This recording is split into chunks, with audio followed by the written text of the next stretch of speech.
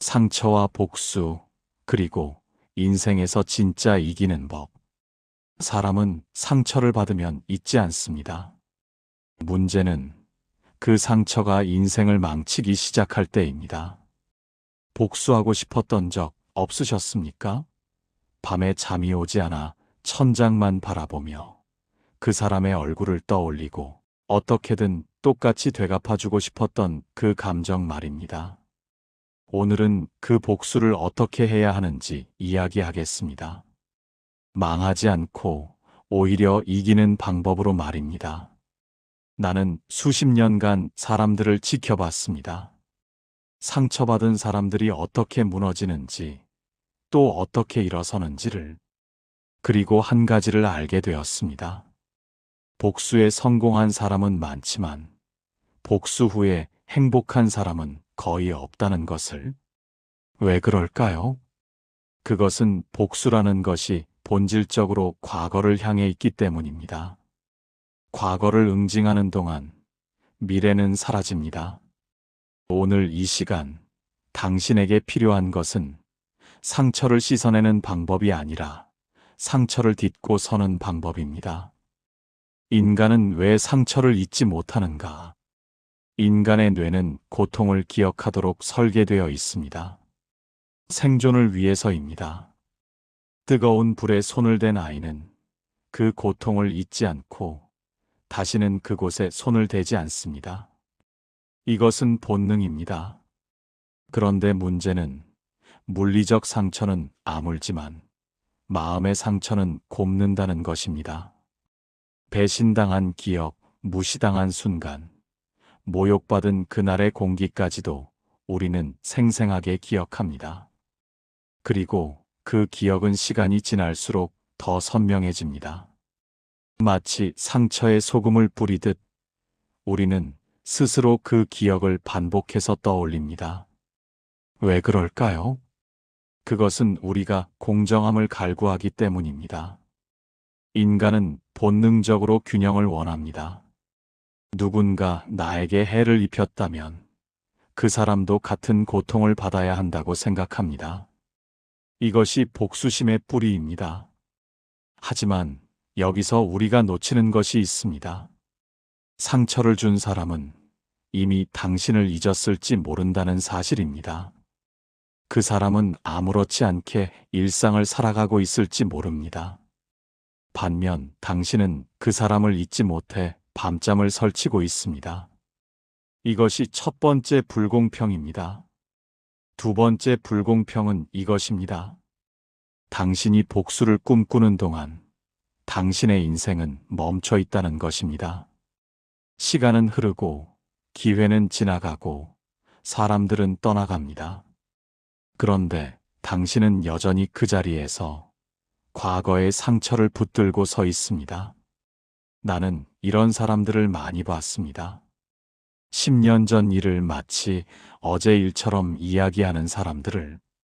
그들의 눈빛에는 분노가 가득했고 그들의 목소리에는 원망이 배어 있었습니다. 그리고 그들은 하나같이 불행했습니다. 왜냐하면 복수심이라는 것은 독과 같기 때문입니다. 상대를 죽이려고 독을 마시는 행위와 같습니다.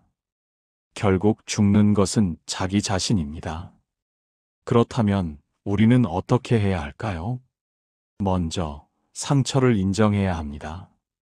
아프다고 말해야 합니다. 억울하다고 인정해야 합니다. 상처를 숨기려고 하면 그것은 곱습니다. 하지만 상처를 드러내고 햇빛에 말리면 그것은 서서히 아뭅니다. 둘째, 상처를 준 사람을 이해하려고 노력할 필요는 없습니다. 용서하라는 말도 하지 않겠습니다. 다만 그 사람에게 당신의 인생을 맡기지 마십시오.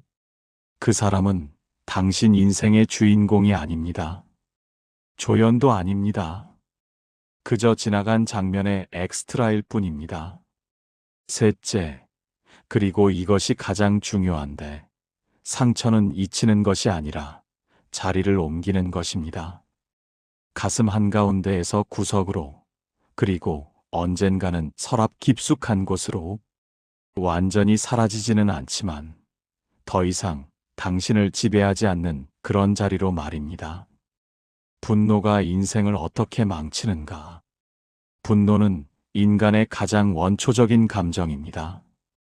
누군가 나를 해쳤을 때 우리는 본능적으로 화를 냅니다.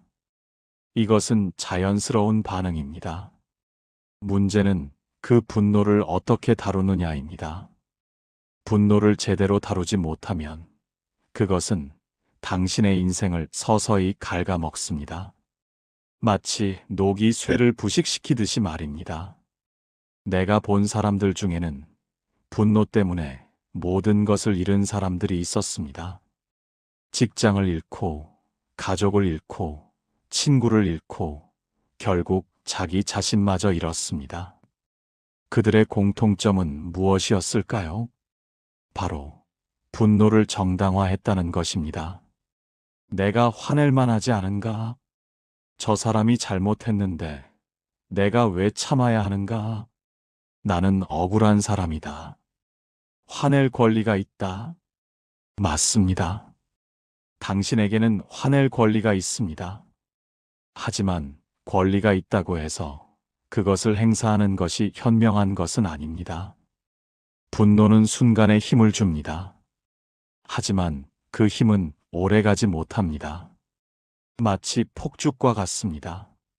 순간 밝게 타오르지만 곧 재만 남습니다.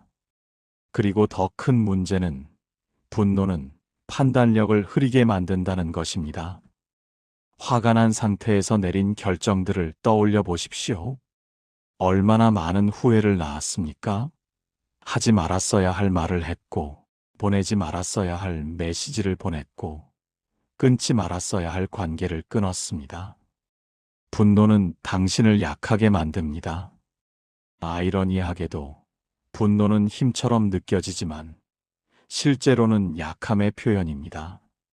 진짜 강한 사람은 화를 내지 않습니다. 왜냐하면 화낼 필요가 없기 때문입니다. 강한 사람은 침착합니다. 냉정합니다. 그리고 그 냉정함 속에서 최선의 방법을 찾아냅니다. 약한 사람은 소리를 지르지만 강한 사람은 조용히 행동합니다. 약한 사람은 감정을 드러내지만 강한 사람은 전략을 세웁니다. 약한 사람은 즉각적인 만족을 원하지만 강한 사람은 멀리 봅니다. 당신이 만약 진정으로 복수를 하고 싶다면 먼저 분노를 내려놓아야 합니다. 역설적으로 들리겠지만 이것이 진실입니다. 분노는 당신의 적이 아닙니다. 하지만 분노에 지배당하는 순간 당신은 스스로의 적이 됩니다. 화를 내는 순간 이미 진 이후 싸움에서 먼저 화를 내는 사람이 집니다. 이것은 오래된 지혜입니다. 무술을 배워본 사람이라면 알 것입니다. 화가 난 사람은 움직임이 거칩니다. 예측 가능합니다. 방어가 허술해집니다. 반면 냉정한 사람은 상대의 빈틈을 봅니다. 언제 공격하고 언제 물러날지를 압니다. 그리고 결정적인 순간을 기다립니다. 인생도 마찬가지입니다. 누군가 당신을 화나게 만들었다면, 그 순간 당신이 화를 낸다면 상대방은 이미 이긴 것입니다. 왜냐하면 상대방이 당신의 감정을 조종했기 때문입니다. 생각해 보십시오. 상대방이 한 말이나 행동 때문에 당신이 밤잠을 설치고 식사를 거르고 일에 집중하지 못한다면 누가 더 큰 피해를 입은 것입니까? 당신입니다. 상대방은 아무렇지 않게 자고 있을 때 당신은 이를 갈고 있습니다. 상대방은 맛있게 식사를 하고 있을 때 당신은 분노로 속이 타들어가고 있습니다. 이것이 화를 내는 것의 진짜 대가입니다. 그렇다면 어떻게 해야 할까요? 첫째, 화가 날 때는 즉각 반응하지 마십시오. 깊게 숨을 쉬십시오. 하나, 둘, 셋, 10가지 세십시오. 정말 화가 난다면 100가지 세십시오. 이것은 옛날 사람들의 지혜가 아니라 뇌과학적으로도 증명된 방법입니다. 우리의 뇌에서 분노를 관장하는 부분은 편도체라고 합니다. 이것은 매우 빠르게 반응합니다. 하지만 이성을 관장하는 전두엽은 조금 느립니다. 그래서 우리는 먼저 화가 나고 나중에 후회합니다. 숨을 쉬고 시간을 버는 것은 전두엽이 작동할 시간을 주는 것입니다. 둘째, 화가 난 이유를 정확히 파악하십시오. 진짜로 화가 난 이유는 무엇입니까? 상대방의 말이나 행동 때문입니까? 아니면 당신의 자존심이 상했기 때문입니까? 혹은 과거의 상처가 건드려졌기 때문입니까? 이유를 알면 화를 다룰 수 있습니다. 셋째, 화를 에너지로 전환하십시오. 화는 강력한 에너지입니다. 이 에너지를 파괴적으로 쓸 수도 있고 건설적으로 쓸 수도 있습니다. 상대방에게 소리를 지르는 대신 운동을 하십시오. 상대방을 욕하는 대신 책을 읽으십시오. 상대방을 해치려는 대신 자신을 발전시키십시오. 이것이 화를 이기는 방법입니다. 화를 억누르라는 것이 아닙니다. 화를 없애라는 것도 아닙니다. 다만 화를 주인으로 모시지 말라는 것입니다. 당신이 화의 주인이 되어야지 화가 당신의 주인이 되어서는 안 됩니다. 냉정함이 왜 가장 잔인한 무기인가? 세상에서 가장 무서운 사람은 화를 내는 사람이 아닙니다. 화를 내지 않는 사람입니다. 소리를 지르는 사람이 아니라 조용히 지켜보는 사람입니다. 감정을 드러내는 사람이 아니라 표정 하나 변하지 않는 사람입니다. 왜 그럴까요? 냉정한 사람은 예측할 수 없기 때문입니다. 무엇을 생각하는지, 무엇을 계획하는지 알 수 없습니다. 그리고 사람들은 예측할 수 없는 것을 두려워합니다. 역사를 보십시오. 위대한 지도자들, 뛰어난 전략가들, 성공한 사업가들의 공통점이 무엇입니까? 그들은 냉정했습니다. 위기의 순간에도 침착했고, 배신을 당해도 평정을 유지했고, 승리의 순간에도 겸손했습니다. 반면, 감정에 휩싸인 사람들은 어떻게 되었습니까? 역사책에 기록은 되어 있지만 대부분 실패한 사례로 남아 있습니다. 냉정함이란 무엇입니까? 감정이 없다는 것이 아닙니다. 감정을 느끼지 못한다는 것이 아닙니다. 오히려 감정을 느끼되 그 감정에 지배당하지 않는다는 것입니다. 화가 나지만 화를 내지 않습니다. 슬프지만 슬픔에 빠지지 않습니다. 기쁘지만 기쁨에 들뜨지 않습니다. 이것이 냉정함입니다. 그리고 이 냉정함이야말로 가장 강력한 무기입니다. 상대방이 당신을 화나게 하려고 할 때 당신이 냉정하게 대응하면 어떻게 됩니까? 상대방은 당황합니다. 왜냐하면 예상한 반응이 나오지 않기 때문입니다. 상대방이 당신을 모욕할 때 당신이 표정 하나 변하지 않으면 어떻게 됩니까? 상대방은 불안해집니다. 왜냐하면 자신의 공격이 먹히지 않기 때문입니다. 상대방이 당신을 무너뜨리려고 할 때 당신이 미동도 하지 않으면 어떻게 됩니까? 상대방은 지칩니다.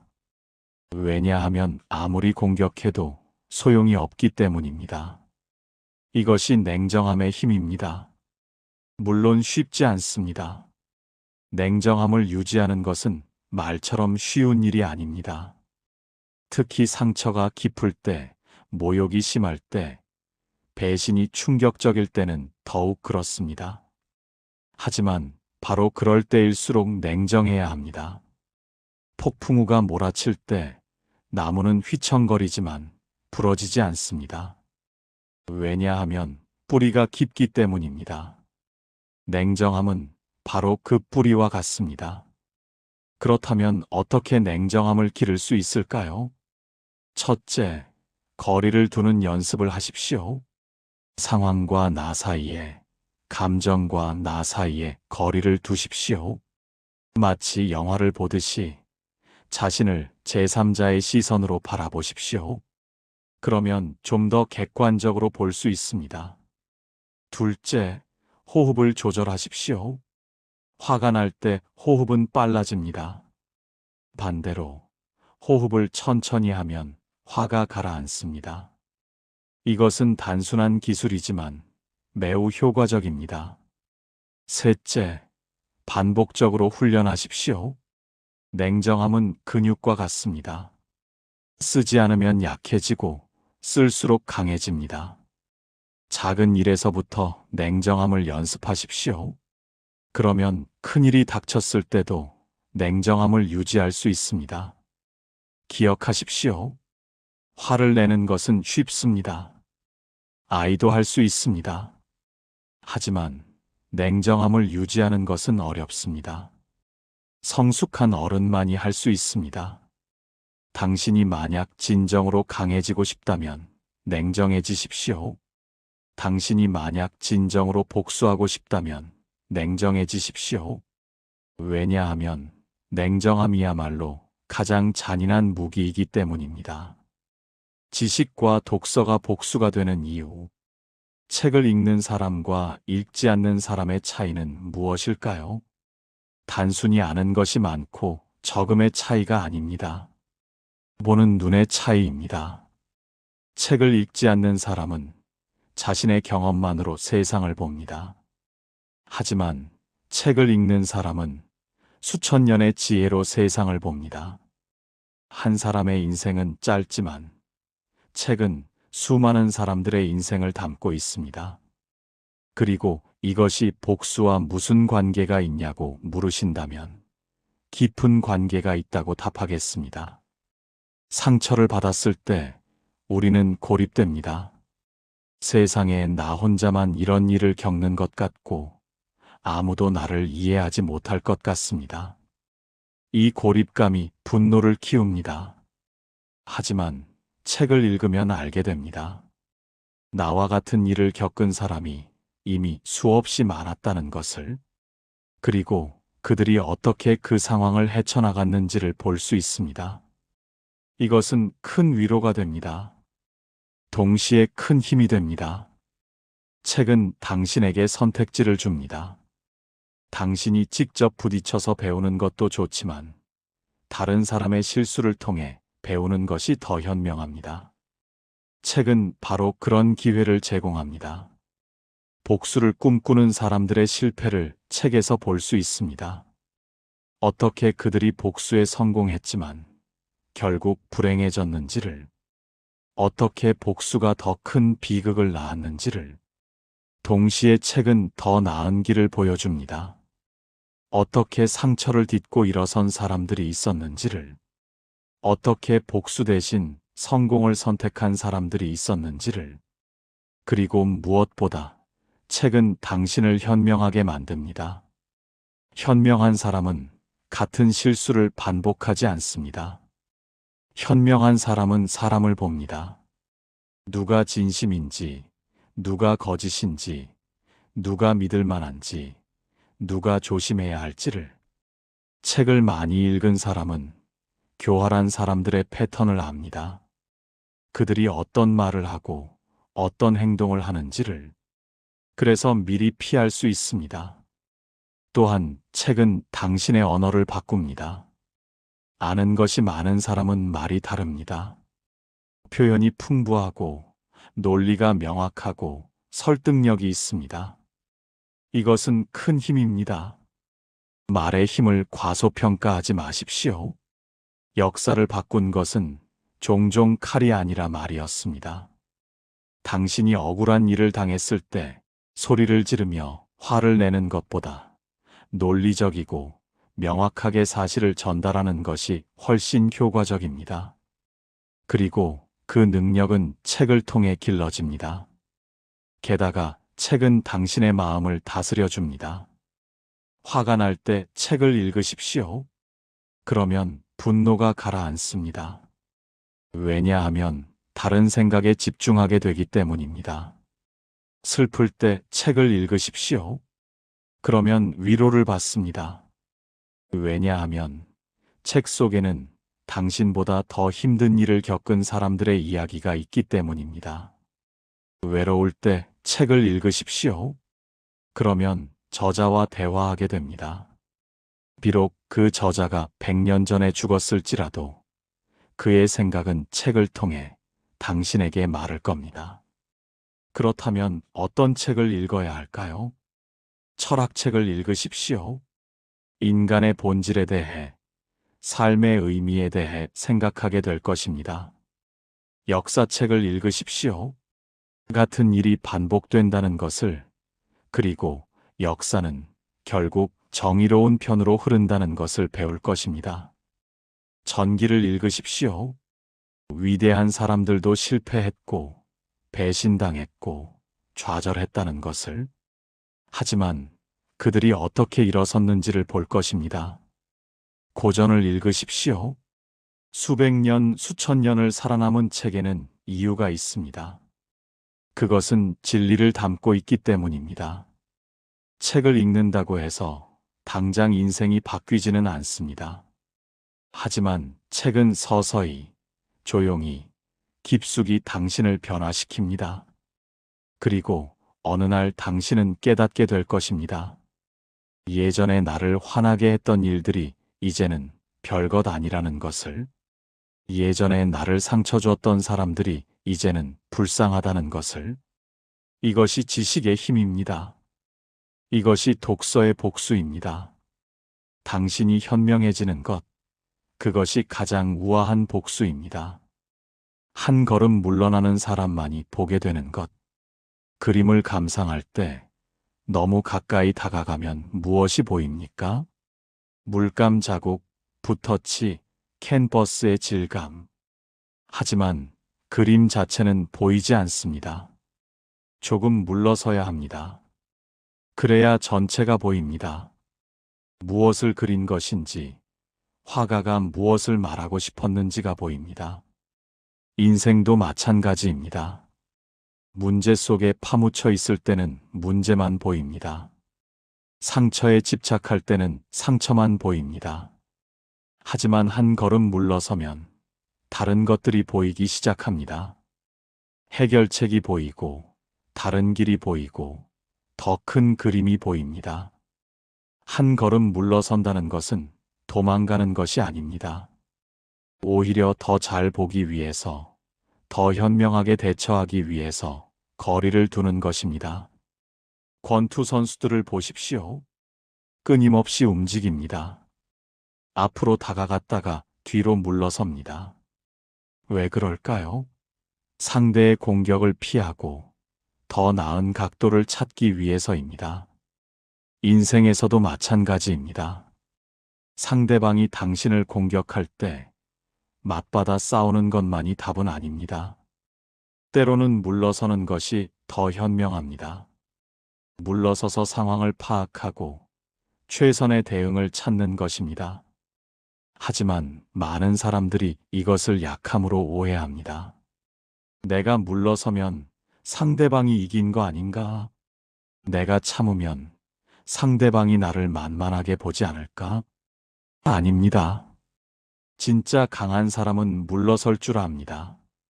왜냐하면 물러서는 것이 전략적 선택이라는 것을 알기 때문입니다. 약한 사람은 자존심 때문에 물러서지 못합니다. 체면 때문에, 남들의 시선 때문에, 자신의 감정 때문에 물러서지 못합니다. 그리고 결국 더 큰 상처를 입습니다. 한 걸음 물러서면 여유가 생깁니다. 여유는 선택권을 줍니다. 서두르지 않아도 됩니다. 충동적으로 반응하지 않아도 됩니다. 천천히, 신중하게 최선의 결정을 내릴 수 있습니다. 한 걸음 물러서면 관점이 바뀝니다. 당장 눈앞의 문제가 전부인 것 같았지만 물러서서 보니 그것은 인생의 작은 부분에 불과했다는 것을 알게 됩니다. 당장 복수해야 할 것 같았지만 물러서서 보니 그것은 시간 낭비라는 것을 깨닫게 됩니다. 당장 화를 내고 싶었지만 물러서서 보니 그럴 가치도 없는 사람이었다는 것을 발견하게 됩니다. 그렇다면 어떻게 한 걸음 물러설 수 있을까요? 첫째, 물리적으로 거리를 두십시오. 화나게 하는 사람이 있다면 잠시 그 사람을 보지 마십시오. 만나지 마십시오. 연락하지 마십시오. 물리적 거리가 심리적 거리를 만들어줍니다. 둘째, 시간적으로 거리를 두십시오. 즉각 반응하지 마십시오. 하루 기다리십시오. 일주일 기다리십시오. 시간이 지나면 감정이 가라앉고 더 명확하게 볼 수 있습니다. 셋째, 정신적으로 거리를 두십시오. 그 문제에 대해 계속 생각하지 마십시오. 다른 것에 집중하십시오. 취미를 즐기고 운동을 하고 친구를 만나고 책을 읽으십시오. 그러면 어느새 그 문제가 작아져 있을 것입니다. 한 걸음 물러서는 것은 지혜로운 사람만이 할 수 있는 선택입니다. 어리석은 사람은 계속 부딪힙니다. 벽이 있으면 머리로 박고 막힌 길이 있으면 계속 밀어붙입니다. 그리고 결국 상처만 입습니다. 하지만 지혜로운 사람은 물러섭니다. 벽이 있으면 돌아가고 막힌 길이 있으면 다른 길을 찾습니다. 그리고 결국 목적지에 도착하는 것은 지혜로운 사람입니다. 기억하십시오. 물러서는 것은 포기가 아닙니다. 더 잘 보기 위한 선택입니다. 물러서는 것은 약함이 아닙니다. 강함의 표현입니다. 물러서는 것은 패배가 아닙니다. 승리를 위한 전략입니다. 정직하지 않은 복수가 왜 반드시 실패하는가? 복수에도 정직함이 필요하다고 하면 이상하게 들릴 수 있습니다. 하지만 이것은 매우 중요한 진실입니다. 정직하지 않은 복수란 무엇입니까? 첫째, 복수의 이유가 정당하지 않은 경우입니다. 사소한 일로 자존심 때문에 그저 기분이 나빠서 복수하려는 것입니다. 상대방이 정말로 잘못한 것이 아니라 내가 오해했거나 내가 예민했거나 내가 기대한 것이 과했던 경우입니다. 이런 복수는 반드시 후회로 이어집니다. 둘째, 복수의 방법이 정당하지 않은 경우입니다. 상대방이 나를 말로 상처 줬다고 해서 내가 물리적으로 해를 가한다면 이것은 정당한 복수가 아닙니다. 상대방이 나에게 거짓말을 했다고 해서 내가 범죄를 저지른다면 이것은 정당한 복수가 아닙니다. 이런 복수는 반드시 법의 심판을 받습니다. 셋째, 복수의 목적이 정당하지 않은 경우입니다. 진정으로 정의를 바로잡기 위한 것이 아니라 그저 상대방이 고통받는 것을 보고 싶어서, 그저 내 분노를 해소하고 싶어서, 그저 우월감을 느끼고 싶어서 복수하는 것입니다. 이런 복수는 반드시 허무함으로 끝납니다. 정직한 복수란 무엇입니까? 먼저 자기 자신에게 정직해야 합니다. 내가 정말로 복수해야 하는가? 이것이 정말로 복수할 만한 일인가? 복수한 후에 나는 어떻게 될 것인가? 이런 질문에 정직하게 답해야 합니다. 많은 경우 정직하게 들여다보면 복수할 필요가 없다는 것을 깨닫게 됩니다. 그저 내 감정이 상했을 뿐이고 시간이 지나면 괜찮아질 일이라는 것을 알게 됩니다. 하지만 만약 정직하게 살펴본 후에도 복수해야 한다는 결론에 이른다면 그때는 정직한 방법으로 해야 합니다. 정직한 방법이란 무엇입니까? 첫째, 법의 테두리 안에서 해야 합니다. 복수심 때문에 범죄를 저지른다면 결국 당신이 가해자가 됩니다. 그리고 당신이 감옥에 갑니다. 이것은 복수가 아니라 자멸입니다. 둘째, 도덕의 테두리 안에서 해야 합니다. 비겁한 방법, 음흉한 방법, 치졸한 방법으로 복수한다면 주변 사람들이 당신을 경멸할 것입니다. 그리고 당신은 고립됩니다. 셋째, 품위의 테두리 안에서 해야 합니다. 복수하되 당신의 품위는 지켜야 합니다. 상대방이 비열했다고 해서 당신까지 비열해질 필요는 없습니다. 상대방이 취했다고 해서 당신까지 취해질 필요는 없습니다. 정직하고 품위 있는 복수는 무엇입니까? 바로 당신이 더 나은 사람이 되는 것입니다. 상대방이 당신을 무시했다면 당신이 성공하십시오. 상대방이 당신을 배신했다면 당신이 신뢰받는 사람이 되십시오. 상대방이 당신을 모욕했다면 당신이 존경받는 사람이 되십시오. 이것이 정직한 복수입니다. 그리고 이런 복수는 결코 실패하지 않습니다. 왜냐하면 결과가 어떻든 당신은 더 나은 사람이 되었기 때문입니다. 반면 정직하지 않은 복수는 반드시 실패합니다. 설령 복수에 성공했다 해도 당신의 양심이 당신을 괴롭힐 것입니다. 설령 상대방이 고통받는다 해도 당신은 행복하지 않을 것입니다. 설령 모든 것이 계획대로 되었다 해도 당신은 공허함을 느낄 것입니다. 왜냐하면 정직하지 않은 복수는 결국 당신 자신을 배신하는 행위이기 때문입니다. 예의와 품위가 사람을 모이게 하는 구조. 세상에서 가장 훌륭한 복수는 무엇입니까? 당신이 성공하는 것입니다. 하지만 혼자서는 성공할 수 없습니다. 사람들의 도움이 필요합니다. 그렇다면 어떻게 사람들을 내 편으로 만들 수 있습니까? 예의와 품위입니다. 상처받은 사람들은 종종 이런 실수를 합니다. 세상에 대한 불신 때문에 모든 사람을 경계하고 모든 사람에게 냉정하게 대합니다. 어차피 사람들은 다 똑같아. 누구도 믿을 수 없어. 나 혼자 살아가는 거야. 이런 태도는 이해할 수 있습니다. 하지만 현명하지 못합니다. 왜냐하면 상처를 준 사람은 한 명이지만 당신을 도울 수 있는 사람은 수없이 많기 때문입니다. 예의 있는 사람 주변에는 사람들이 모입니다. 왜냐하면 사람들은 본능적으로 편안함을 찾기 때문입니다. 예의 있는 사람과 있으면 편안합니다. 존중받는다는 느낌을 받습니다. 그래서 다시 그 사람을 찾게 됩니다. 반면 무례한 사람 주변에는 사람들이 떠납니다. 처음에는 참을 수 있습니다. 하지만 계속되면 지칩니다. 그리고 결국 굳이 이 사람과 함께 있을 필요가 있나? 하고 생각하게 됩니다. 예의란 무엇입니까? 거창한 것이 아닙니다. 작은 것들입니다. 인사하는 것입니다.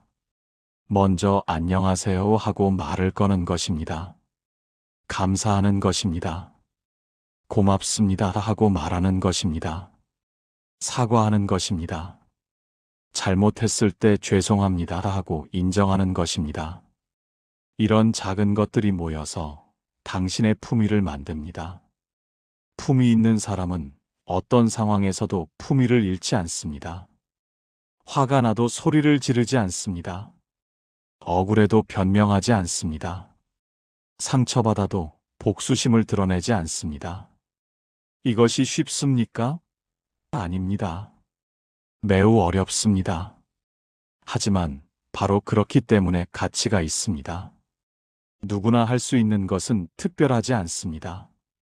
어려운 것을 해내는 사람이 특별합니다. 누구나 좋을 때는 좋은 사람이 될 수 있습니다. 하지만 힘들 때도 품위를 지키는 사람, 그런 사람이 진짜 훌륭한 사람입니다. 그리고 사람들은 그런 사람을 기억합니다. 저 사람은 힘든 상황에서도 예의를 잃지 않더라. 저 사람은 배신당했는데도 품위를 지키더라. 저 사람은 다르다. 이런 평판이 쌓입니다. 그리고 이 평판이 당신의 가장 큰 자산이 됩니다. 반대로 생각해 보십시오. 당신이 힘든 상황에서 품위를 잃었다고 칩시다. 소리를 지르고 욕을 하고 남을 비난했다고 칩시다. 사람들은 어떻게 기억할까요? 저 사람도 결국 그 정도였구나. 힘들면 본색이 나오는구나. 역시 사람은 믿을 게 못 돼. 이렇게 기억될 것입니다. 그리고 다음에 당신이 무엇을 하든 사람들은 선뜻 도와주지 않을 것입니다. 왜냐하면 신뢰가 없기 때문입니다. 예의와 품위는 단순히 도덕의 문제가 아닙니다. 전략의 문제입니다. 당신이 복수하고 싶다면 당신에게는 사람들이 필요합니다. 당신이 성공하고 싶다면 당신에게는 사람들이 필요합니다. 당신이 행복하고 싶다면 당신에게는 사람들이 필요합니다. 그리고 사람들을 모으는 가장 확실한 방법은 예의와 품위입니다. 친절을 베푸십시오. 작은 친절이라도 좋습니다. 문을 잡아주고, 짐을 들어주고, 길을 양보하고, 미소를 짓고, 따뜻한 말을 건네십시오. 이런 작은 친절들이 씨앗이 됩니다. 그리고 언젠가 그 씨앗은 자라서 열매를 맺습니다. 당신이 어려울 때 그 열매가 당신을 먹여 살립니다. 당신이 외로울 때 그 열매가 당신을 위로합니다. 당신이 복수하고 싶을 때 그 열매가 당신을 도와줍니다. 물은 낮은 곳으로 흐릅니다. 겸손한 사람에게로, 예의 있는 사람에게로, 품위 있는 사람에게로 사람들이 모여듭니다. 그리고 결국 사람들에게 둘러싸인 당신의 모습을 보며 당신을 상처 줬던 그 사람은 후회할 것입니다. 이것이 예의와 품위의 복수입니다. 돈과 재산을 철학적으로 바라보는 시선. 돈 이야기를 하면 속물처럼 들릴 수 있습니다. 하지만 솔직해집시다. 돈은 중요합니다. 돈이 전부는 아니지만 돈이 없으면 많은 것이 무너집니다. 건강도, 관계도, 심지어 품위조차도 돈이 없으면 지키기 어렵습니다. 복수와 돈이 무슨 관계가 있느냐고 물으신다면 깊은 관계가 있다고 답하겠습니다. 가난한 사람은 복수할 여유가 없습니다. 당장 먹고 사는 것이 급하고, 빚을 갚는 것이 급하고, 내일 걱정하는 것이 급합니다. 복수는 사치입니다. 하지만 여유가 있는 사람은 다릅니다. 여유가 있으면 선택할 수 있습니다. 복수할 수도 있고 하지 않을 수도 있습니다. 그리고 선택할 수 있다는 것 자체가 힘입니다. 돈은 자유를 줍니다. 상처를 준 사람과 더 이상 함께 일하지 않아도 됩니다. 왜냐하면 경제적으로 독립적이기 때문입니다. 부당한 대우를 받으면 그만둘 수 있습니다. 왜냐하면 당장 내일 걱정하지 않아도 되기 때문입니다. 원하지 않는 관계를 정리할 수 있습니다. 왜냐하면 그 사람이 없어도 살아갈 수 있기 때문입니다. 이것이 돈의 힘입니다. 그렇다고 돈만 있으면 행복하냐고 물으신다면 아니라고 답하겠습니다. 돈이 많은데도 불행한 사람은 많습니다. 왜냐하면 돈을 잘못 사용했기 때문입니다. 돈은 도구입니다. 그 자체가 목적이 아닙니다. 돈을 어떻게 벌고 어떻게 쓰느냐가 중요합니다. 정직하게 벌어야 합니다. 남을 속여서, 남을 해쳐서 번 돈은 결국 화를 부릅니다. 당장은 좋아 보일지 몰라도 결국 그 돈은 당신을 파괴합니다. 현명하게 써야 합니다. 허영을 위해 쓰는 돈은 공허함만 남깁니다. 하지만 의미 있는 것에 쓰는 돈은 행복을 가져다 줍니다. 절약해야 합니다. 하지만 구두쇠가 되라는 것이 아닙니다. 필요한 것과 원하는 것을 구분하라는 것입니다. 그렇다면 복수와 돈의 관계는 무엇입니까? 간단합니다. 당신이 경제적으로 성공하는 것, 그것이 가장 확실한 복수입니다. 당신을 무시했던 사람이 당신의 성공을 보게 됩니다. 당신을 배신했던 사람이 당신의 여유를 보게 됩니다. 당신을 모욕했던 사람이 당신의 품위를 보게 됩니다. 그리고 그들은 후회합니다. 내가 왜 그랬을까? 내가 저 사람을 잘못 봤구나. 내가 기회를 놓쳤구나. 이것이 돈의 복수입니다. 하지만 조심해야 할 것이 있습니다. 돈을 벌기 위해 당신의 품위를 팔지 마십시오. 돈을 벌기 위해 당신의 건강을 희생하지 마십시오. 돈을 벌기 위해 당신의 관계를 망치지 마십시오. 돈은 중요하지만 돈보다 중요한 것도 있습니다. 당신의 품위, 당신의 건강, 당신의 평화, 이런 것들은 돈으로 살 수 없습니다. 그러니 돈을 벌 때 현명하게 버십시오. 돈을 쓰되 의미 있게 쓰십시오. 돈을 모으되 삶을 즐기는 것도 잊지 마십시오. 결국 당신이 죽을 때 당신의 통장 잔고는 아무 의미가 없습니다. 중요한 것은 당신이 어떻게 살았느냐입니다. 당신이 어떤 사람이었느냐입니다. 돈은 그 삶을 더 풍요롭게 만드는 도구일 뿐입니다. 인생을 잘 사는 것이 왜 가장 무서운 복수인가?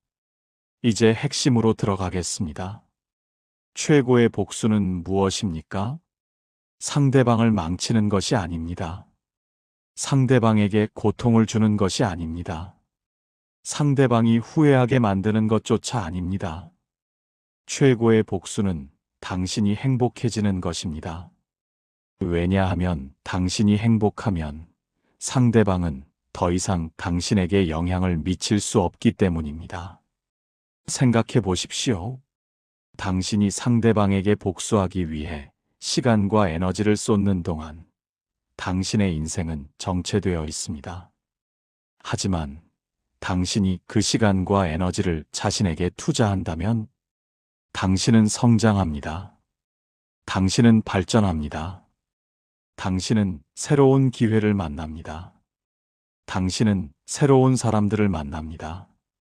당신은 새로운 경험을 합니다. 그리고 어느 날 당신은 과거를 돌아보며 이렇게 말하게 됩니다. 그때 그 일이 없었다면 지금의 나는 없었을 거야. 이것이 진정한 승리입니다. 상처가 성장의 계기가 되고, 배신이 새로운 시작이 되고, 모욕이 동기부여가 되는 것입니다. 하지만 많은 사람들이 이것을 이해하지 못합니다. 그들은 복수에 집착합니다. 상대방을 망치는 것만 생각합니다.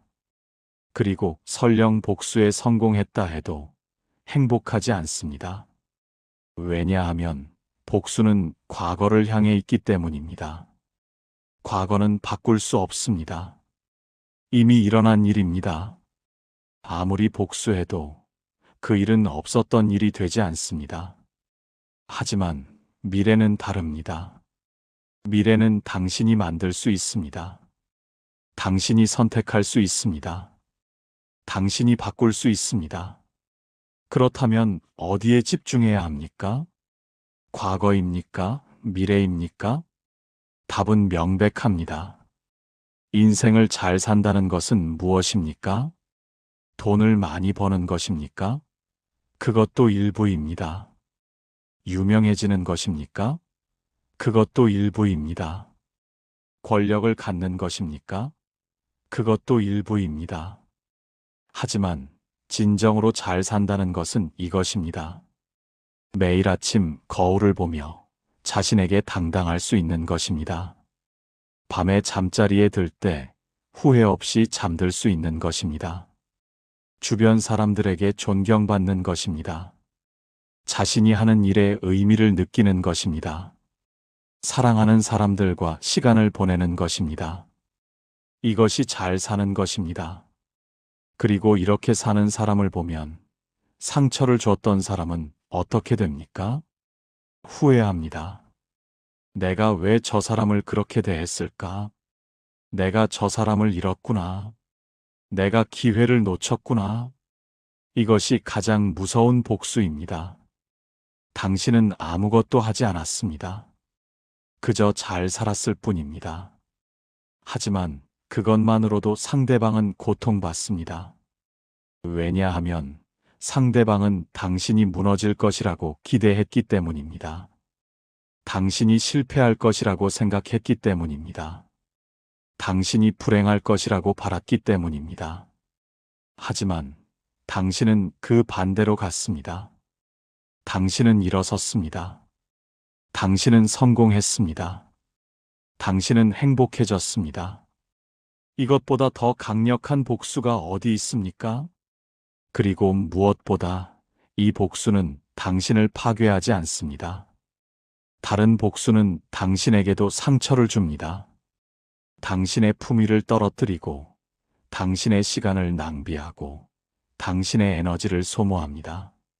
하지만 잘 사는 것으로 하는 복수는 당신을 더 나은 사람으로 만듭니다. 그러니 복수하고 싶다면 이렇게 복수하십시오.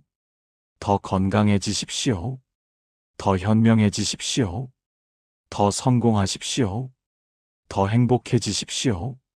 그것이 최고의 복수입니다. 시야가 좁은 사람과 넓은 사람의 결정적 차이. 승자와 패자의 차이는 무엇입니까? 능력의 차이라고 생각하십니까? 때로는 그렇습니다. 운의 차이라고 생각하십니까? 때로는 그렇습니다. 하지만 가장 큰 차이는 시야입니다. 승자는 멀리 봅니다. 패자는 당장 눈앞만 봅니다. 승자는 여러 가지 가능성을 봅니다. 패자는 한 가지 방법밖에 보지 못합니다. 승자는 큰 그림을 봅니다. 패자는 작은 부분에 집착합니다. 복수도 마찬가지입니다. 시야가 좁은 사람은 이렇게 생각합니다. 저 사람이 나를 이렇게 했으니 나도 똑같이 해줘야지. 저 사람이 나를 무시했으니 나도 무시해줘야지. 저 사람이 나를 배신했으니 나도 배신해줘야지. 눈에는 눈, 이에는 이. 하지만 이것은 원시적인 사고방식입니다. 시야가 넓은 사람은 다르게 생각합니다. 저 사람이 나를 이렇게 했지만 내가 똑같이 할 필요는 없어. 저 사람이 나를 무시했지만 그건 저 사람의 문제야. 저 사람이 나를 배신했지만 나는 다른 길을 갈 거야. 왜 이런 차이가 생길까요? 시야가 좁은 사람은 선택지가 하나밖에 보이지 않습니다. 복수하거나 참거나 둘 중 하나입니다. 하지만 시야가 넓은 사람은 수많은 선택지를 봅니다. 복수할 수도 있고 하지 않을 수도 있습니다. 직접 맞설 수도 있고 피할 수도 있습니다. 법적으로 대응할 수도 있고 그냥 무시할 수도 있습니다. 그 사람과의 관계를 끊을 수도 있고 유지할 수도 있습니다. 그리고 그 중에서 최선의 선택을 합니다. 최선이란 무엇입니까? 당장의 만족이 아니라 장기적인 이득입니다. 순간의 쾌감이 아니라 지속적인 평화입니다. 상대방의 고통이 아니라 나의 성장입니다. 시야가 넓은 사람은 이것을 압니다. 그래서 때로는 복수하지 않는 것이 더 나은 복수라는 것을 압니다. 때로는 상대방을 용서하는 것이 더 강한 선택이라는 것을 압니다. 때로는 그냥 떠나는 것이 더 현명한 결정이라는 것을 압니다. 시야를 넓히려면 어떻게 해야 합니까? 첫째, 다양한 경험을 하십시오. 같은 길만 걷는 사람은 그 길밖에 모릅니다. 하지만 여러 길을 걸어본 사람은 어떤 길이 더 좋은지 압니다. 둘째, 다양한 사람을 만나십시오. 같은 사람들과만 어울리는 사람은 그 관점밖에 모릅니다. 하지만 다양한 사람들을 만나본 사람은 다양한 관점을 이해합니다. 셋째, 다양한 책을 읽으십시오. 책은 당신이 가보지 못한 곳으로 데려다 줍니다. 당신이 만나보지 못한 사람들을 소개해 줍니다. 당신이 생각해보지 못한 관점을 보여줍니다. 시야가 넓어지면 세상이 달라 보입니다. 예전에는 큰 문제였던 것이 이제는 작아 보입니다. 예전에는 유일한 길이었던 것이 이제는 여러 길 중 하나로 보입니다. 예전에는 복수해야만 했던 것이 이제는 그냥 넘어갈 수 있는 일로 보입니다. 이것이 시야가 넓은 사람의 힘입니다. 그리고 이런 사람이 진정한 승자입니다. 왜냐하면 그들은 선택할 수 있기 때문입니다. 그리고 선택의 자유야말로 가장 큰 자유입니다. 절대 가까이 하면 안 되는 인간 유형들. 복수보다 더 좋은 것은 예방입니다. 애초에 상처받지 않으면 복수할 필요도 없습니다. 그렇다면 어떻게 예방할 수 있습니까? 나쁜 사람들을 미리 알아보고 피하는 것입니다. 세상에는 당신을 이용하려는 사람들이 있습니다. 당신을 해치려는 사람들이 있습니다. 당신을 무너뜨리려는 사람들이 있습니다. 이런 사람들의 공통점이 있습니다. 패턴이 있습니다. 첫째, 남을 비하하는 사람입니다. 좋은 사람은 다른 사람을 칭찬합니다. 혹은 아무 말도 하지 않습니다. 하지만 나쁜 사람은 끊임없이 남을 깎아내립니다. 왜냐하면 그것이 자신을 높이는 가장 쉬운 방법이라고 생각하기 때문입니다.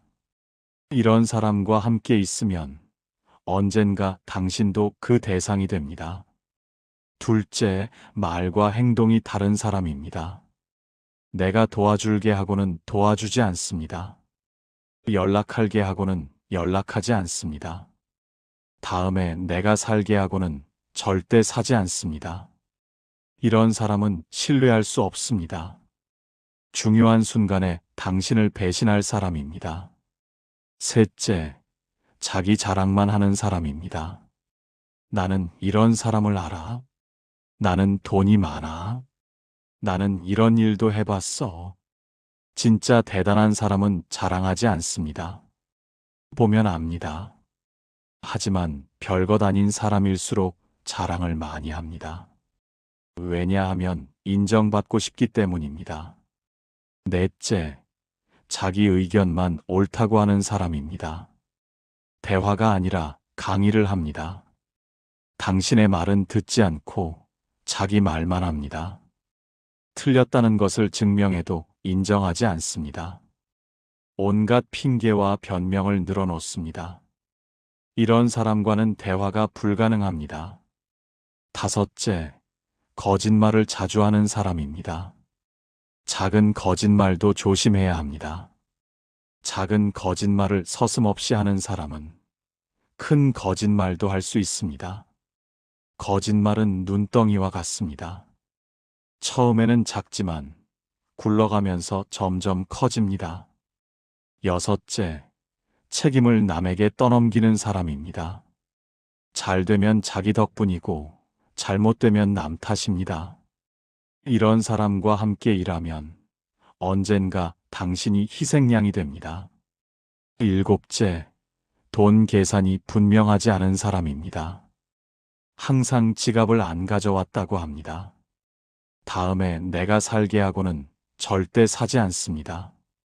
작은 돈을 아끼는 사람은 큰일에서도 믿을 수 없습니다.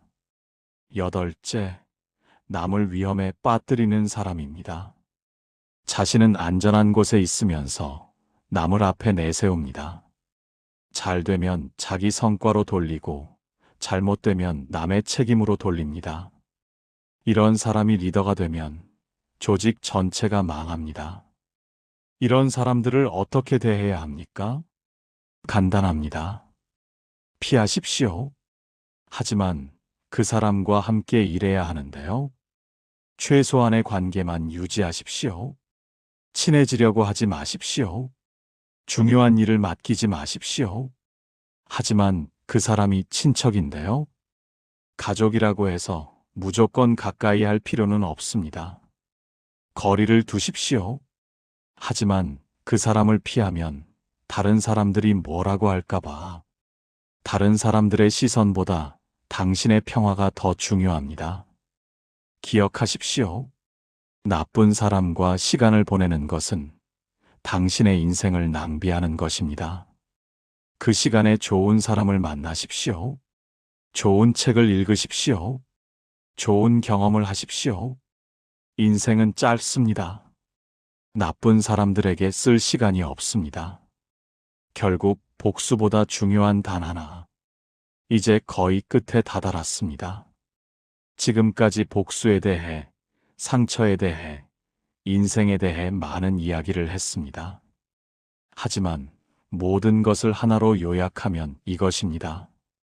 복수보다 중요한 것은 평화입니다. 마음의 평화입니다. 상처받은 마음은 고요하지 않습니다. 분노로 들끓고 원망으로 흔들리고 복수심으로 어지럽습니다. 이런 상태에서는 행복할 수 없습니다. 밥을 먹어도 맛이 없고 잠을 자도 편히 자지 못하고 사람을 만나도 즐겁지 않습니다. 왜냐하면 마음이 불편하기 때문입니다. 마음의 평화를 얻으려면 어떻게 해야 합니까? 첫째, 받아들여야 합니다. 일어난 일은 일어난 것입니다. 바꿀 수 없습니다.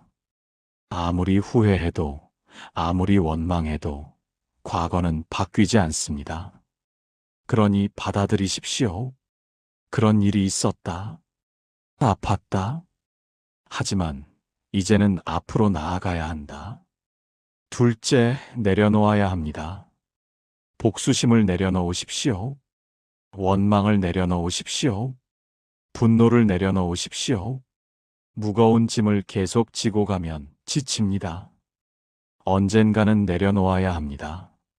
셋째, 용서해야 합니다. 절대 용서할 수 없어. 그렇게 생각할 수 있습니다. 하지만 용서는 상대방을 위한 것이 아닙니다. 당신을 위한 것입니다. 용서하지 않으면 당신은 계속 그 사람과 연결되어 있습니다. 보이지 않는 사슬로 묶여 있습니다. 하지만 용서하면 그 사슬이 끊어집니다. 당신은 자유로워집니다. 넷째, 감사해야 합니다.